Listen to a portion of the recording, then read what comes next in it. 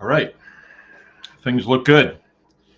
All right, this is Mark coming to you from Baker's Green Acres, and this is the Anyone Can Farm Experience live chat.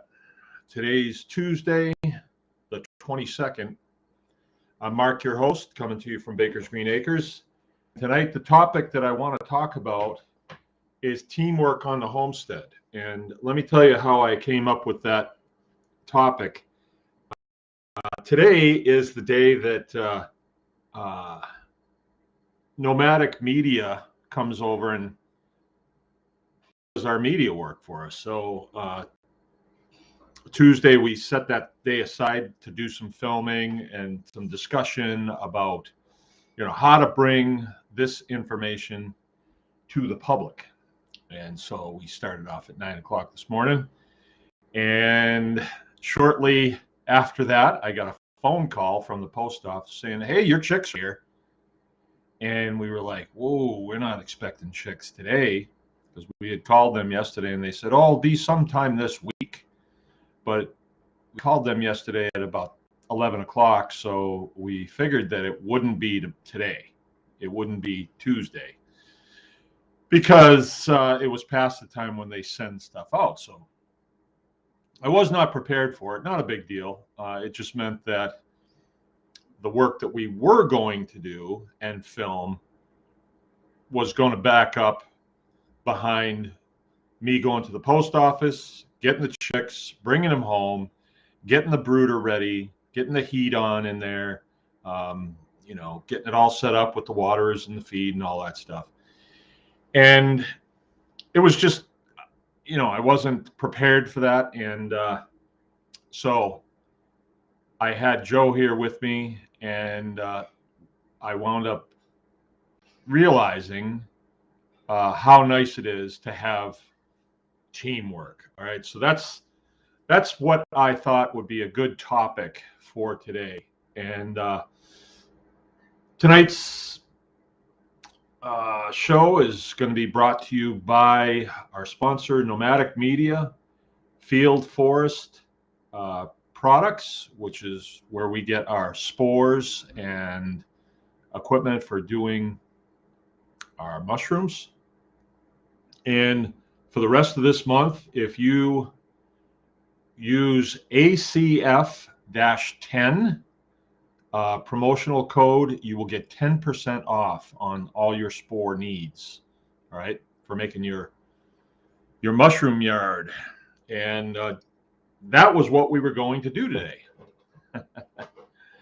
So we had to do chicks first, and so I did that. I went to the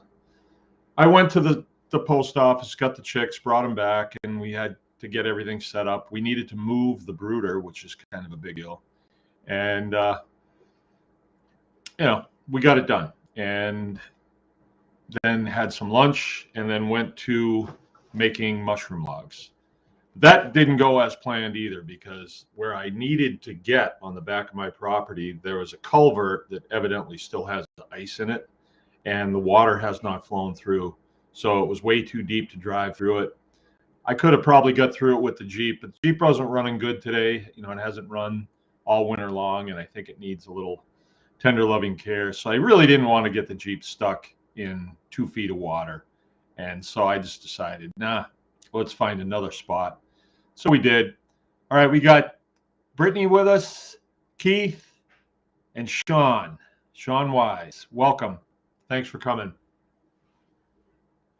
So what we did is we found another place on the farm, and it's a place where there's some maple trees that are just not real big, about 8 inches across is what you want. Anything bigger than that is just a little bit too big. So me, the two younger boys, and Joe went out there in the Jeep with the trailer on, and Bonnie, the trusty poodle, came with us. She's a golden doodle is what she is. So a golden retriever crossed with a poodle, a golden doodle. Right? It's supposed to be some real swank dog. She's a psycho, but she likes to go for rides, and she likes me pretty well. So she came with us. Went out and we cut down 3 trees, got a total of 22 logs, brought them back. By this time, it's blowing pretty hard and it's spitting rain, so it was not a good day to be outside. And we pulled it up by the wood shop and loaded all those logs in, and then set up an assembly line, sort of. And if you want to see this, I made a quick video and we posted it on the tribe page. So if you want to go there and check it out, you can see exactly what we were doing and how we were doing it. So we worked, I guess, steady for about 3 or 4 hours, and it was just everybody had their heads down. And you know, we have worked together a lot. My oldest son, my second oldest son, my oldest son too, he's worked with us a lot, probably the most. And then Joe, my second oldest son, he's worked here. He's probably had more of his work life here than off farm. And the little boys have not really worked with Joe that much, but today we got to. And as we were working, I thought, this is really comfortable. There's something to this. So when we talk about homesteading, we want to talk about topics that are going to make our homesteads a better place to be, right? And as we were doing this, I thought, wow, when we've got teamwork going, it really changes everything, right? So the process of doing mushroom logs. All right, Nancy Dort's with us, and Lenny Racine is with us. Welcome. It goes kind of like this. You got this log. We cut them in 4-foot lengths, and if it's about 8 inches around at the bottom, that's a pretty heavy log. It'd be 75 pounds. So it has to be brought in. We put it on a sawhorse, and then we start drilling the holes in it for a place to put the inoculated spores in, or the spores. We inoculate the log with spores, and you probably on an 8-inch log, I'd say you drill probably 50 holes in it. And we put them every 6 inches, and then you turn the log 4 inches, and every other 6 inches. So when you get done, you got quite a few holes in this log. And then that log goes over to the next set of sawhorses, and that's where Joe was working, and he was using the inoculators. So he was sticking the inoculator in the spores and then taking it over to the log and hitting it twice, boom, boom, and it fills the hole. And you have to do that for every hole on the log. So, it just takes time. And then from that position, it goes over to the next guy, which was Frank, and he was the dauber. That's what we call that position, the dauber. So he's got a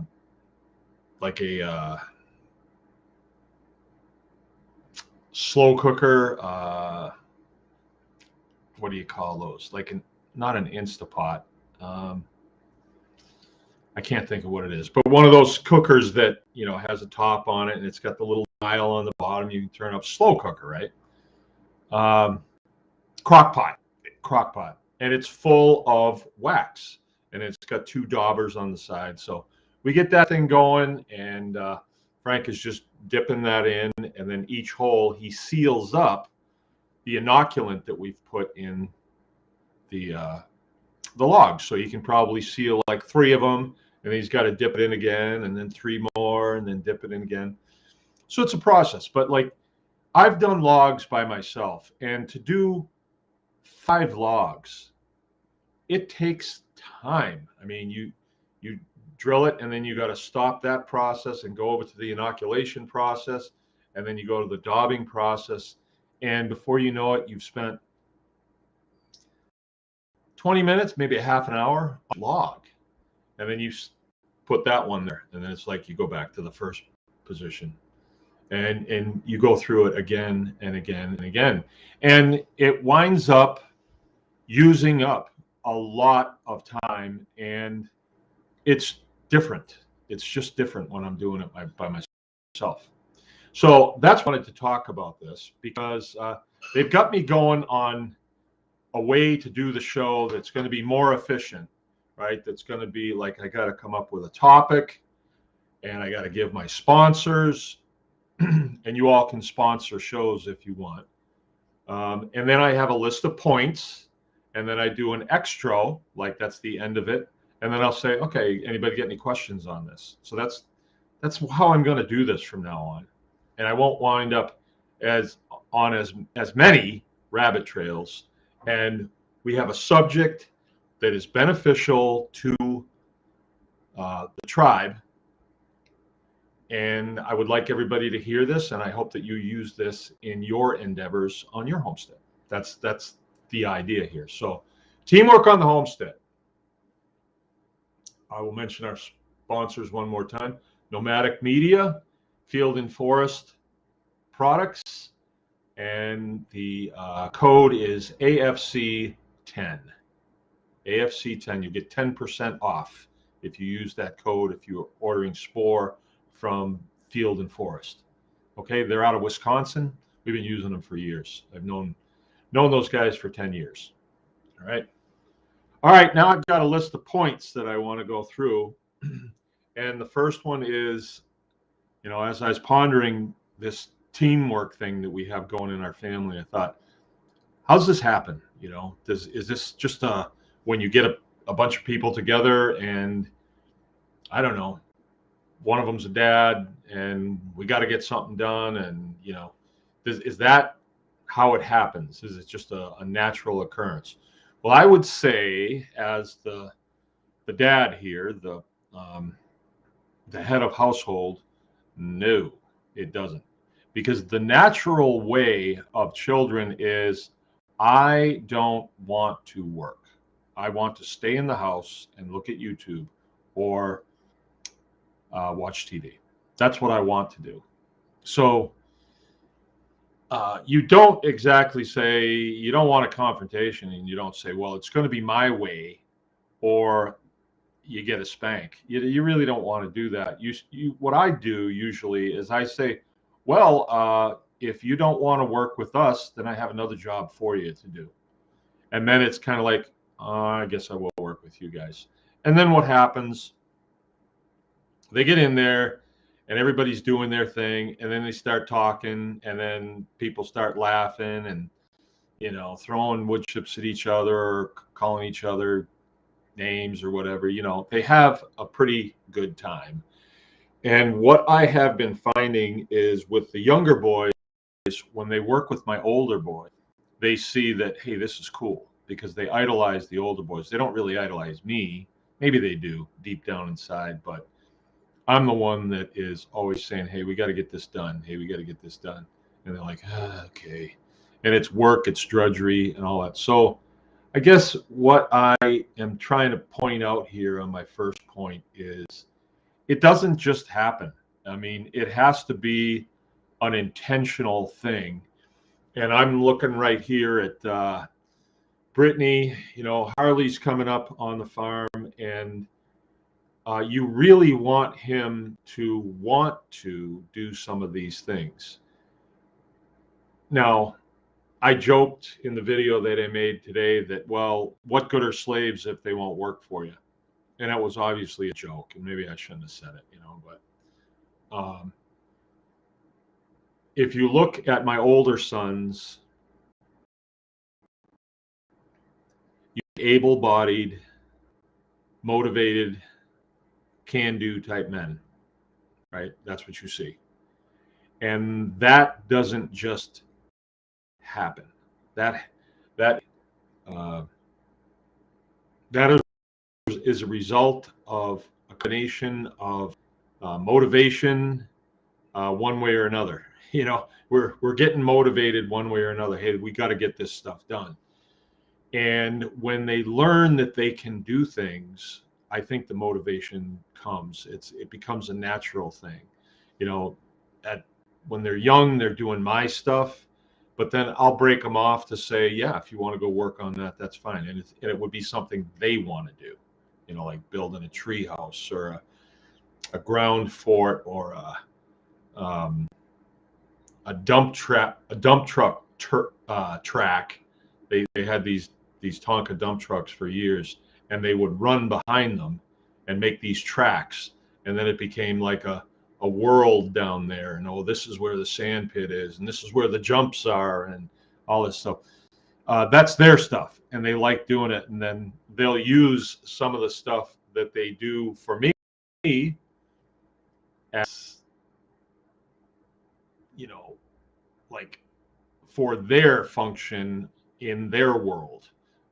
We have this area down here. It's actually where we keep the mushrooms. And my son Keith built several forts down there. And one of the things that he built was his farm. And he had all his fields, he had his barns, he had his place where he kept his wood and all this stuff. And he spent hours and hours and hours on it. It was good, clean fun. This is before, the video games and all that stuff. I mean, well, not that long ago, really, but he didn't, at some point he had to have a phone. And so that wound up taking up a lot of his time. But he got older, he got a car and a girlfriend, and, things changed, but he's still the same innovative, hardworking guy that he was when he was a little kid. So my point is, it doesn't just happen. The head of household and the second in charge maybe really need to talk about this. How are we going to motivate these children to do these things? A lot of times, I'm here to tell you, they are going to do it with a scowl on their face, but that's okay, because I'm not having them do it because I need just a minion to do something for me. Although they do become very useful after a while. I'm doing it because I'm trying to foster a work ethic in them, skills development in them, sense of achievement, individual achievement, and it works. I've said many times that the homestead, the farm, is a great training aid for bringing children up. Okay, I'm going to try and keep up with these. Uh-oh.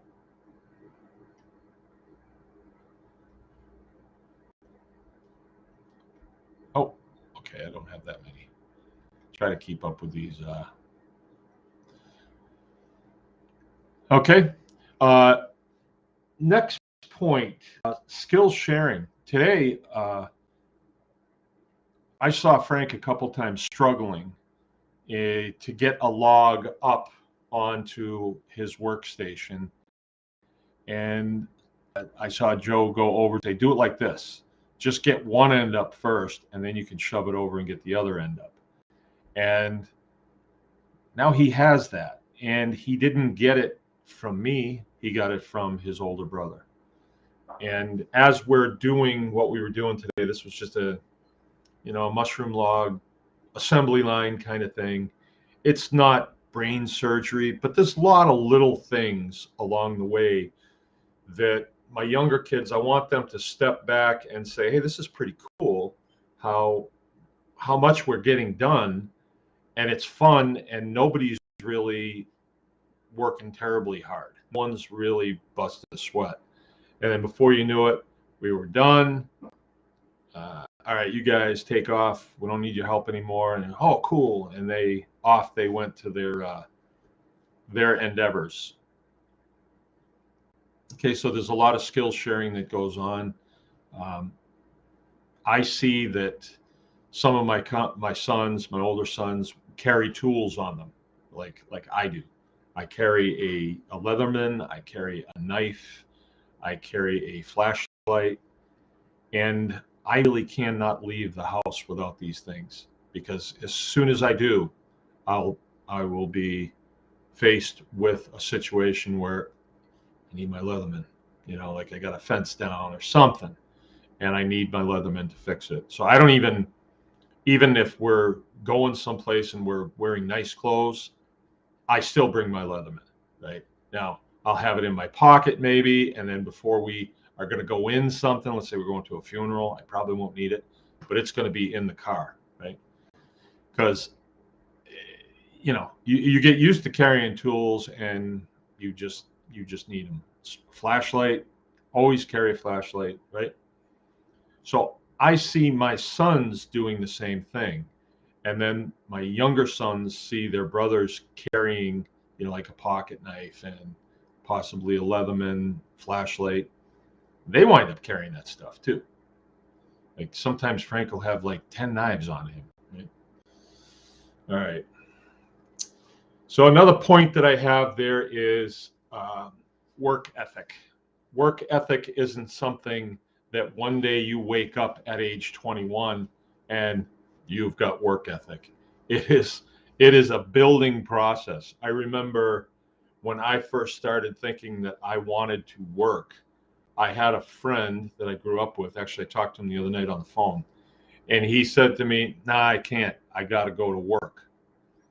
And I remember he was bussing tables at a restaurant called the Chez Ami. And I thought, wow, I need to do something like that. I need to go to work.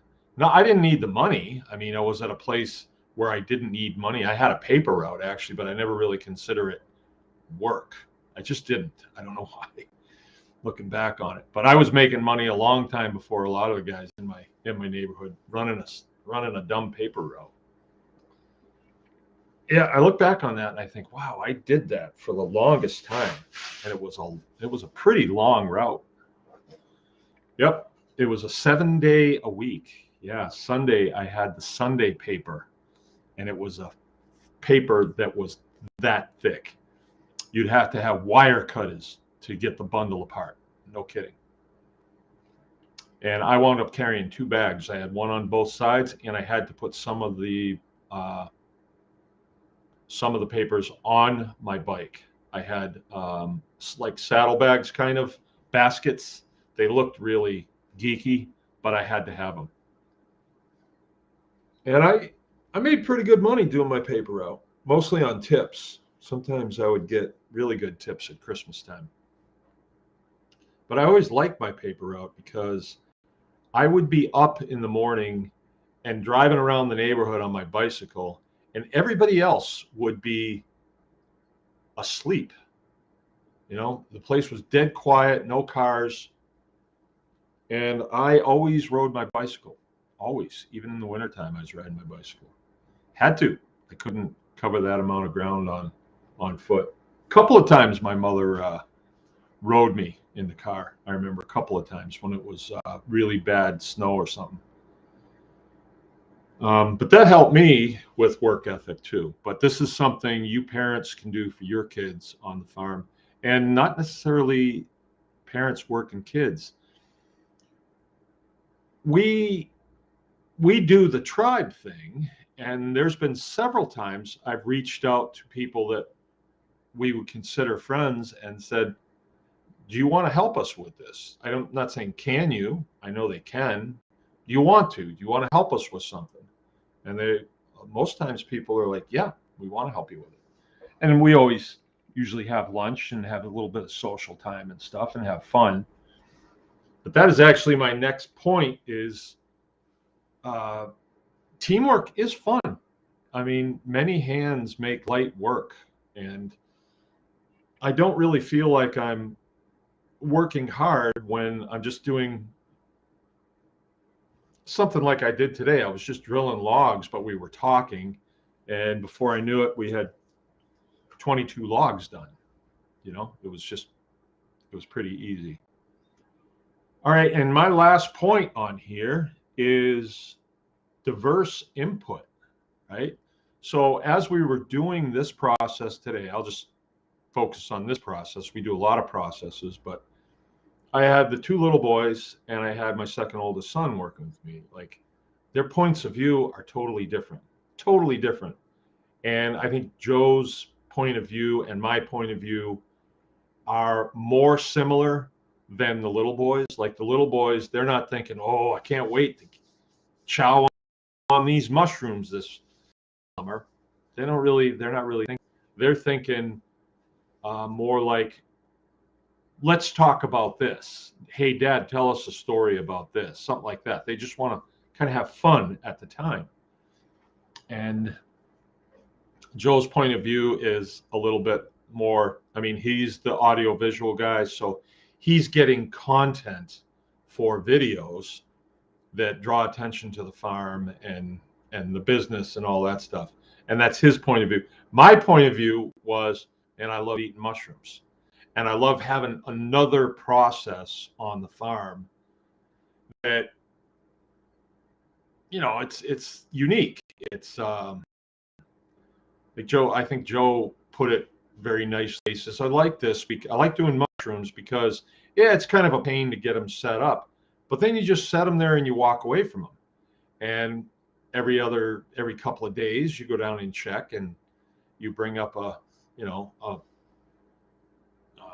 t-shirt. Like, I'll usually take my t-shirt and just hold it up and throw the mushrooms in there, bring them up, put them in the sink, and Jill will make mushrooms and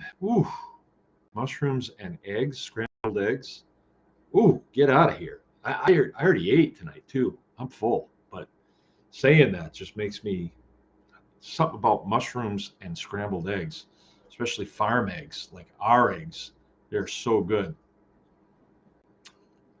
How's the chat working, you guys? Is it working?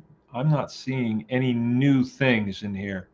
Maybe you guys are just so enthralled with my conversation. But the diverse input, the diverse viewpoint is something that you come across in teamwork. When you're working with people, you all have sort of a common goal and you're working together, right? So I think it's going to be different for everybody. Now, I still have my children that are around me that like to come here and help, because usually mom cooks lunch or something, but no, they really like to be here and they do like to help. And so that's kind of that's my main team right there. But my secondary team is the tribe. It really is. So with that, I think that what we do here every night is teamwork. And a lot of these points comes out of this group. If you think about it, we have a diverse input. We have a diverse point of view. And so what comes up in the chat is it's not just me. It's not all me. It's a lot of input from outside of here, even outside the country, right? People in all different walks of life input this. We have fun. I'm taking the list here in reverse, but we have fun. I mean, I like doing this. I really have a good time. There's some nights we just tear it up and have a great time. Work ethic for me, actually. I mean, I don't like to say, whoa, even me, I didn't come off the shelf as a hardworking, innovative, good-looking, strong guy. I didn't. My father used to say, he used to call me a loafer. You're a loafer. That's what he used to say. He said other stuff to me too. Unnice things too.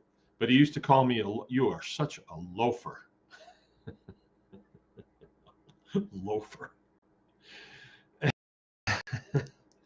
And he was right. I mean, I used to procrastinate. We had a house in town. It was like a suburb neighborhood. There's a lot of space in between houses, not like, our houses weren't close or anything. And it was like a country road and stuff. But we didn't have very much lawn to mow compared to what I mow now. And that was all I had to do. He would just say, just mow the lawn. And I would procrastinate it. You're going to get this done this week. And then it would be Thursday. I haven't got it done Friday. And that means Saturday. And sometimes I just didn't. I just didn't get it done. Or, I do it halfway. Or, the lawnmower broke or something. There was always some reason why I just didn't get it done. you know, just do a good job. So he'd come home and say, oh, that looks pretty good or something. But I was a lazy, I was a loafer. I was a lazy little loafer. And I don't really remember when things changed so much. Yeah, I think I do. Like, I would have to work with him on Saturdays. Um, like whenever he got out in the morning, I would have to be with him for with my dad until quitting time, which was usually like 5.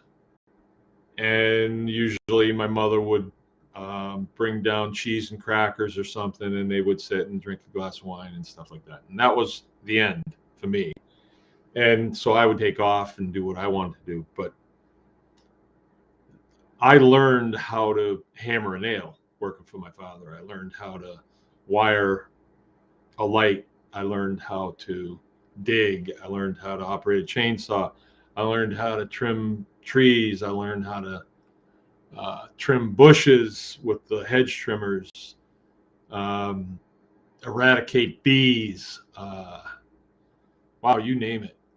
Transplant plants, garden, all kinds of stuff. Matter of fact, he helped me with my first tree house.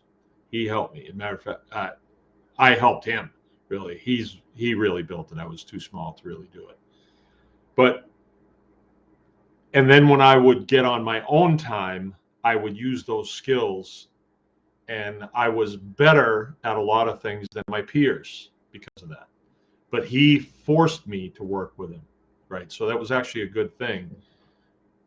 I got some chocolate milk here.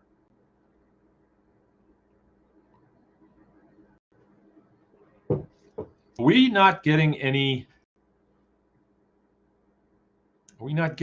comments on here? I don't see any comments. All right. Any new comments? The last one I see is Brittany's at 17. There's a new one. Just a quiet night. All right. That's fine. I just wondered if it was broke. I just wanted to make sure you were seeing something. It's been quiet. It's been quiet, yeah. Okay, Nancy's just listening. Yeah, my new format. I'm listening to other podcasters like Jack Spirko, how he does it, and he stays focused. My son Joe says, you got to stay focused on the topic, you know. All right, I get you. I'll stay focused. So anyway, the teamwork that we have here, it doesn't just happen. You know, in my career in the military, I learned how to lead, right, and foster teamwork, right? So I think maybe it's just in me, and I do that here. So with that, I'm going to ask you to do something. I'm going to ask you to do something right now. Like I've just shown you all the things that teamwork bring, and then I've demonstrated that we have teamwork here. We're a pretty good team, and it's nice that we're going to be able to come together on Tribe Day. That's going to be really nice. I'm going to cover that in a minute. But the thing I'm going to ask you to do right now, I'm going to ask you to do something for me, is give me just think about it. You don't have to do it right now, but before the end of the show would be good, because I'm going to do an extra here really quick, and then I'm going to take some questions. If there are any, if there aren't, we'll just end her early tonight. That's okay. But I would like to know, honestly, I'm honestly asking you to do this. What topics do you want me to write here? You know, I want to know what you want to hear about as far as your homestead goes. That's what I'm asking you to do. I'm asking you to give me some honest input, some diversified input. What do you want to talk about? right? So I'll put a topic in there. I'll give the sponsors. And then when I think about the topic, I'll think of all the points that I think are relevant, right? And maybe I get 5 of them, but then we do the extra. And then I say, okay, time for questions. Time for questions. And that's when you can say, oh, he didn't cover this. He didn't cover this. So I'm going to ask this question right now. Or I'm going to give some input. Hey, Mark, do you ever think about this? How about thinking about this, right? So let's try this. And if you are not able to come up with something before the end of the show, like here's a topic I'd like you to talk about, then possibly tomorrow night, because tomorrow night's our Q&A. Right? Okay, so the exit on this thing is, next big thing that's coming up is going to be seed swap. And that's going to be April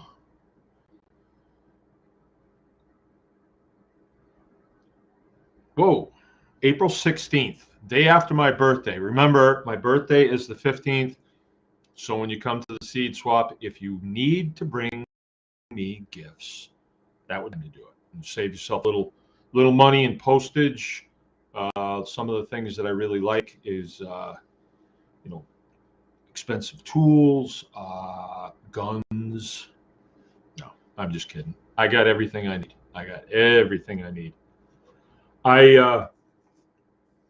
So that's the extra. I have a comment here from something I heard last night that was really good. But July 9th is Tribe Day. We're really looking forward to that. Had a dynamite time last year. This will be our 2nd annual. But what I will need you to do on that is to go to the Anyone Can Farm experience.com. Anyone Can Farm, experience.com, and you have to register to come, right? Because we can't just say, oh, everybody come, and then have a Woodstock event happen and have 500 people show up. Last year, it was kind of open-ended, and we had 85 people show up. Very impromptu. I mean, it was just like, it was Jill and Amy and Rachel Jameson kind of had this idea, and they just kind of boop. And wow, it really worked out good. You know what worked out good about that is we get together and we talk about topics related to homesteading, right? Now, what does that do?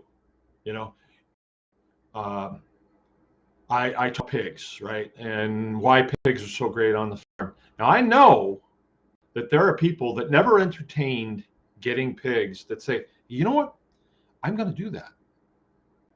But before you heard somebody talk about it a lot, enthusiastic about it and psyched and stuff, you were like, pigs? Me? What would I do with a pig? That's the attitude. But then after a while, you get motivated. And then you hear that, oh, all I need to do is this. And then you get empowered and then you do it, right? Well, that isn't the end. That isn't the end, because now it's your turn. Now it's your turn to motivate, inspire, and empower. Somebody did it to you. Now you need to do it to somebody else. Yeah, but I don't like talking in front of crowds. Well, I can think of a guy that didn't like talking in front of crowds. His name is Haven DeZoo, but he was step out of his comfort zone, and bam, he gave a talk on his experience with pastured poultry. Now, there's people in the world that have been doing it a lot longer than him, but his first year went pretty good, and then his second year went pretty good, and he stepped out of his comfort zone. And he said, this is what I did. He had pictures and he had personal testimony, answered questions. Unfortunately, I did not sit in on that one. I've told you the story. There was a gal here, real nice gal. And she had 2 little boys, like 1 4 and 1 6. And they were like Tasmanian devils, not nasty kids or anything. They were just so stimulated by the farm and the animals, and I want to see this and I want to see that. And this poor gal, you know, she couldn't take them into a class because they were just too crazy. And so I went over and I said, hey, why don't you let them come with me? And she didn't know me, I don't think. But some guy comes over and says, let me take your kids. And she did. And I thought, wow, this is good. This is really good. This what's happening here is really good. You know, and she was able to go and sit in on a, but that was the one I couldn't sit in on Haven's thing. But the point I'm making here is stepping out of your comfort zone. If Nancy Dort had never raised pigs before and she decides, I'm going to get me a couple of pigs, well, she's stepping outside her comfort zone. It's definitely not comfortable the first time that you do it. And then once you have them and you're scratching them and feed them little nums and stuff, and then you're thinking, oh, eventually you're going to be in my freezer. And that can be a little daunting as well. That can be really tough. It just is. At first, I thought, well, how am I going to do this? I didn't kill my own pigs for a long time, really, probably over a year. And when I did kill the first one, it was because my oldest son, Kyle, said he wanted to. And I said, well, go ahead. And he got a bad shot, and I had to get it straightened out. So I think that was my first one. All right, so I'm going to need you guys to give me some input as far as, and I don't think that's that hard to do. What topics do you want to cover on this? And maybe look at it from a different point of view. I don't really need to know what you want. What do you think we need to? Like, stop looking, or do me a favor and don't look at it like, well, what do I need? But just think, what does society need here? What does society need? What would be good for us to talk about? And just accidentally clicked on Spotify. All right, I want to read some of these. All right, Brittany was saying just a quiet night. And that's the end of my extra, and I will take questions. However, I wanted to share something that I heard last night. I listen to Cliff High every now and then. I've been listening to him for a long time, and every now and then someone will find one and say, you need to see this one. And the one that was sent to me last night was from Luann. And so I figured, well, it must be a good reason why she sent it to me. So I listened to it, and there was one thing he said in there. And he said, one of the things that we can do in these times, right? Because you know that depending on who you listen to, like, it's never been worse in American society. You hear that. Or it's going to get way worse.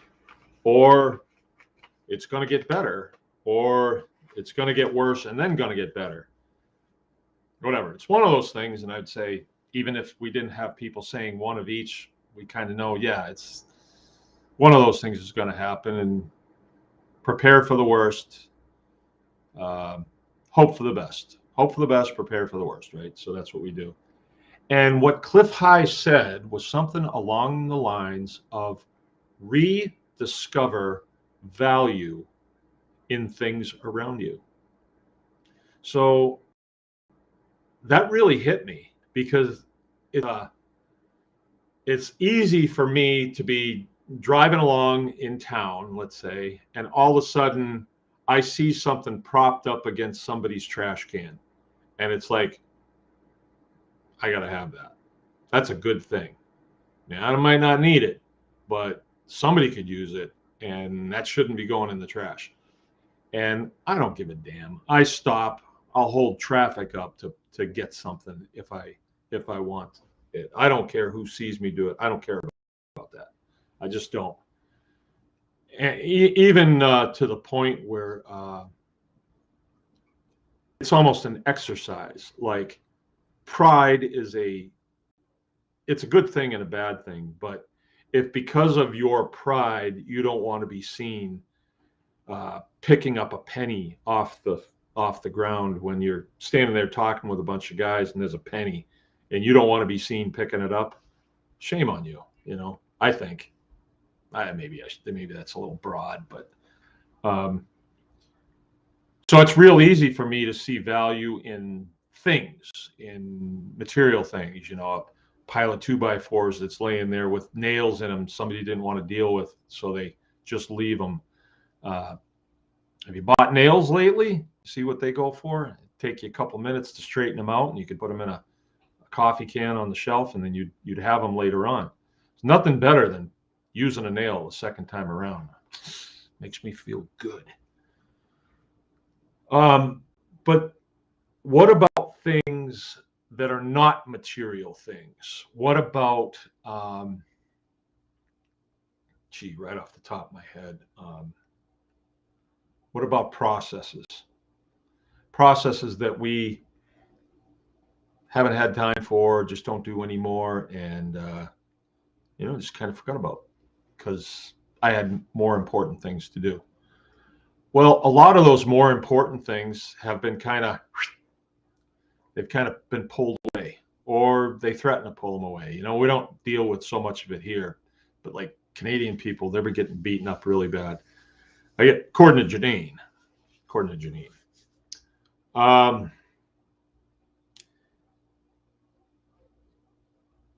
So, the days of, let's say, every Sunday that you invite someone over to your house, that's kind of gone by the wayside, hasn't it?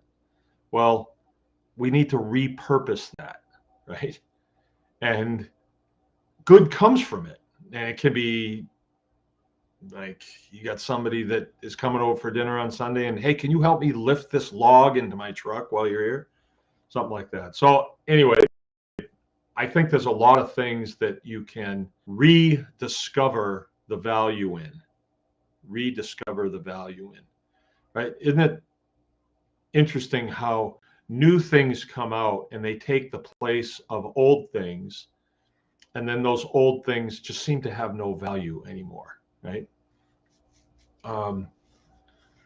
For fun around here, we have a TV screen in the living room, and it's hitched up to, it was Netflix, but then we didn't like Netflix, I guess, because it was, all I ever watch is documentaries anyway, but for some reason we didn't think Netflix was good, so that went away. And then we got Amazon, and it's pretty good. There's some good stuff on there, and I don't know what we pay for it a month, but my kids like to watch Andy Griffith, I Love Lucy, Laramie, Bonanza, and things like that.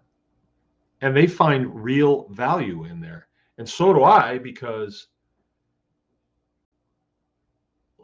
like when they don't really watch dumb stuff, but I remember seeing dumb stuff. Like, I wouldn't even know what to call it anymore. I don't even know what this, like SpongeBob.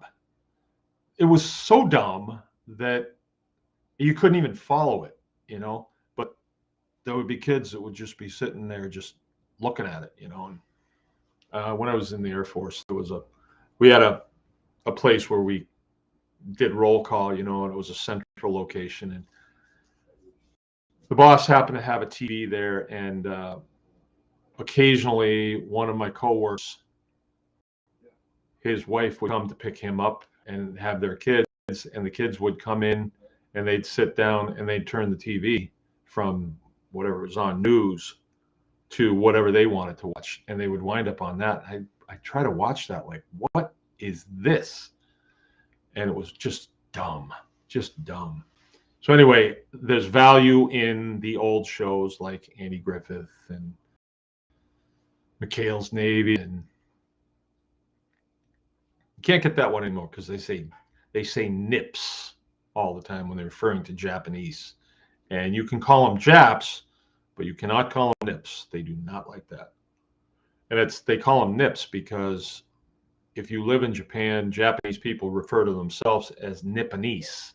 We call them Japanese, right? So when you call them Japs, they're like, what is? Why do they call me Japs? I'm not a Jap. I'm not Japanese. I'm Nipponese. So anyway, yeah. So that's it. And let's go to the questions. I know that there's going to be a bunch of them. We're coming up here on the hard break. Yeah, Keith's got a good point here. He's saying teamwork takes work because you have to lead by example. That's true. You cannot push a rope up a hill. You have to push up it. You have to pull it up a hill, right? So that's leadership. If you have correct leadership, it fosters teamwork. It really does. All right. All right.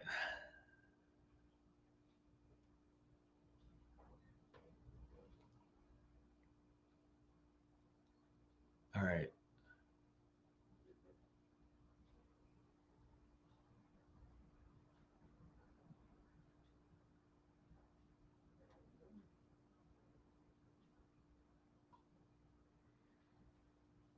I'm having a hard time finding feed rations as pigs grow up. My pigs are close to 4 months.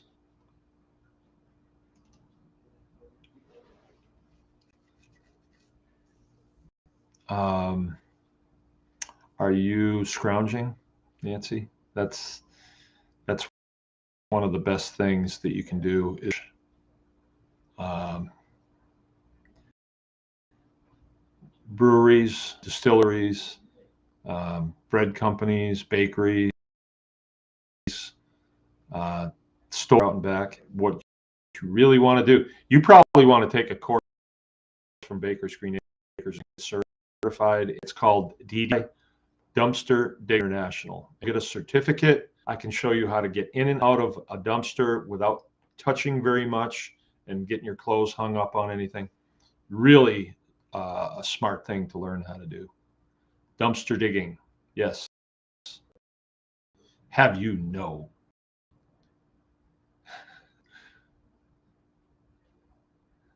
All right.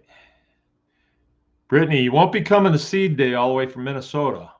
Why not? Okay, Gary Rockwell. Topics request. How would you set up infrastructure on your farm at today's? Would you still use the same fencing, building materials, etc.? Seems like a new homesteaders can't afford. Well, the prices now. You know what? I'm gonna use that. I don't want to go into that now. I don't want to go into that now. But what you're describing is an obstacle that has to be overcome. That's it. And there's not too many obstacles that we cannot overcome, right? So I'm going to put that in the topics, and I'm going to expound on that, and I'm going to come back to you with that, like maybe Thursday, because I've got a lot to say about that. All right, Brittany says, I helped deliver a male goat yesterday, and I know we will be eating him come fall or next spring. A little sad, but I know he will provide for us, and we will be loved, and will be loved the whole time.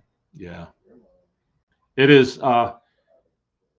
It is kind of a tough thing, uh, especially for you, Brittany. I mean, I've seen it over and over and over. It is a lot easier for the male partner.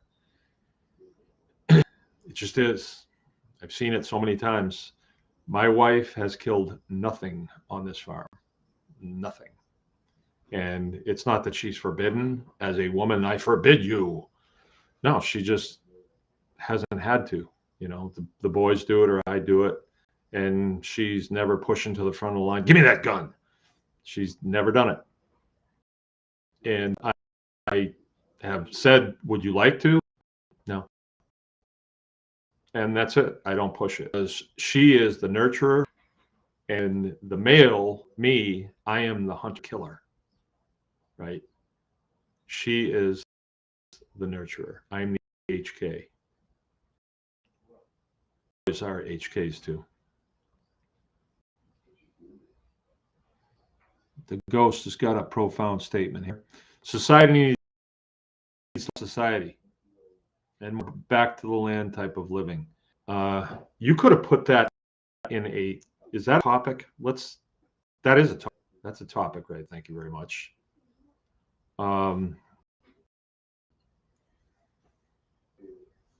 When I listened to Owen Benjamin, Jack turned me on to him. Now he's gonzo for a while. He checked out for a little while. We won't be seeing him. But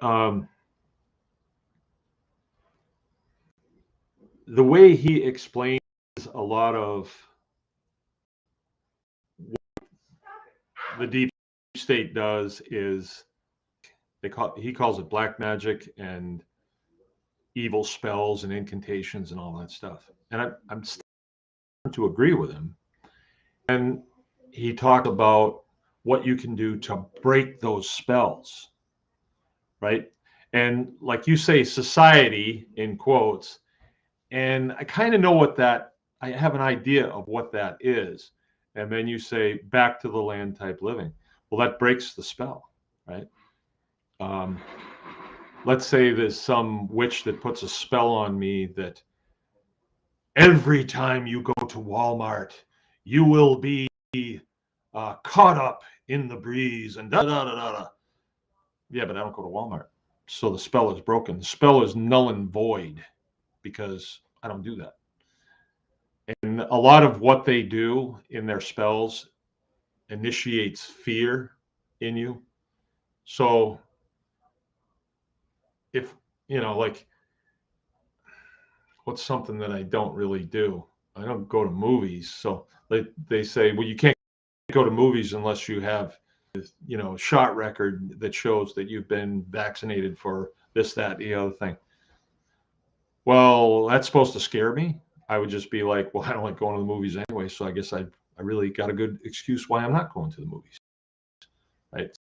So the spell is broken. I think about it that way now, and it helps me.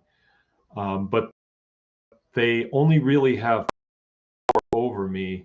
Like, let's say they go into and the guy in the show he's trying to accomplish something, and he picks you out as somebody that he can get up, irritate you to the point where you become entertainment for the crowd. He's got you. But as soon as it starts, if you realize where it's going, you say, I'm out of here. And you walk out, it's like it doesn't stick to you. It's not relevant anymore. It's the same thing like if somebody tries to pick a fight with you and you just won't. You just will not do it. Like the Walmart greeter guy tries to pick a fight with you because you don't have face mask on. And he's saying, you're going to do it my way or you're getting out of my, and you just walk past him. It's like your spell doesn't work here. Work on me. I'm not going to try and negotiate this with you. I'm just going to do what I'm going to do and cast another spell. Try something else because what you're doing ain't working. So I wouldn't mind talking about that. Brittany's messing with me here, trying to get a rise out of me, right? So I'm not even going to read it. Goat 101. I can do that. I actually can. I should have my little annotator on here. Jill's got it on her phone, so.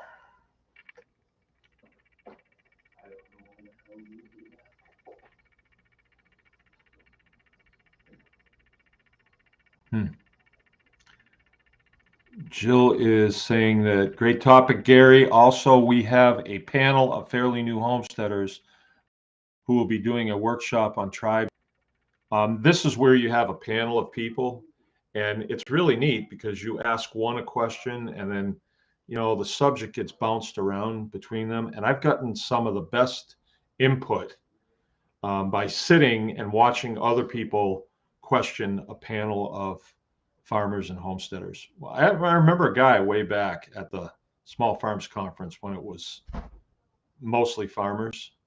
And the guy said, no, I want to do this because I knew that I really wanted to work with my wife. I thought, wow, he came right out and said it. He wants to work with his wife. That's cool. And I like working with my wife. Not real close, but you know.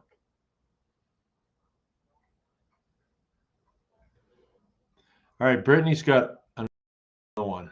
What do you do if it goes wrong? You have to intervene, the birth of an animal, or just having to do something that you don't want to do, normally won't help with. Not counting dishes.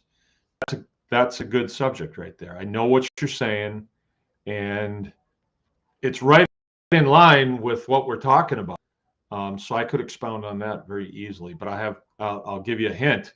It has a lot to do with stepping out of your comfort zone. And like in your young lives, your house burnt down. That forced you to step outside of your comfort zone. A lot of people never deal with that.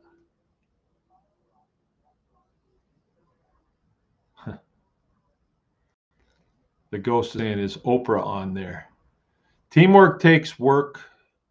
Okay, wait. Can Joe make a video of you doing dumpster diving? I think he could. He probably could. There's a lot of proprietary information there, though, Brittany. There's stuff that I don't want everybody to know. I haven't gone dumpster diving in a long time, but I used to be an avid dumpster diver. I don't know if I've told you guys the story, but when I was stationed at Loring Air Force Base in Maine, way up there, long winters, right? And for a long time, we didn't have a TV. And so it would just be like, have to find something to do. And so we would go out and hit the commissary dumpster every night. And you never know what you were going to find in there. Honestly, you just never knew. We pretty much ate out of there. But you know how the military is, they throw stuff away before it's gone bad and all kinds of stuff. But we would be dumpster diggers, dumpster divers. All right. Sean Kelly was worried I would have a hard time when he shot the steer, but I told him I won't know if I can handle it or not till it happens, and it didn't bother me at all.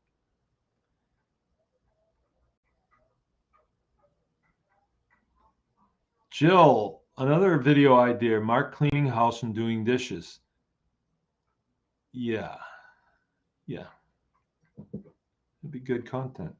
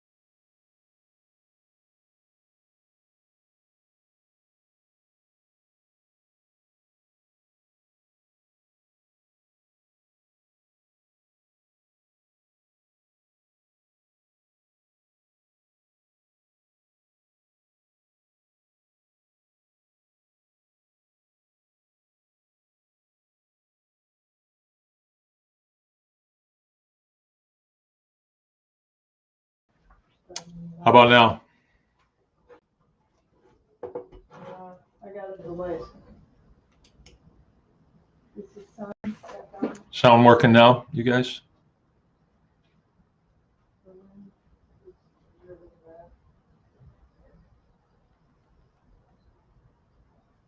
Still have a nice, pretty good sized crowd. Oh. Yep, you're back. All right. The thing that happens though is when I refresh, I lost the chat. All right, Jill's got it on her phone, so okay. Well, I'm getting ready to wind it up for the night. I appreciate the input, and let's stick with this and see where it goes. Tomorrow night's going to be open or be the Q&A show, so you'll get to see Jill, and we'll be good. Luann, I got that Cliff that you sent me last night, and that was outstanding. I kind of brought it up. He was talking about rediscovering things that have value, and I thought that was pretty nice. Oh, you like this? This is Rachel's work, right? Because this is maple syrup time here in northern Michigan. All right. So anyway, I'm going to get going. I appreciate everybody coming. Remember, anyone can farm, and we will see you tomorrow. Good night.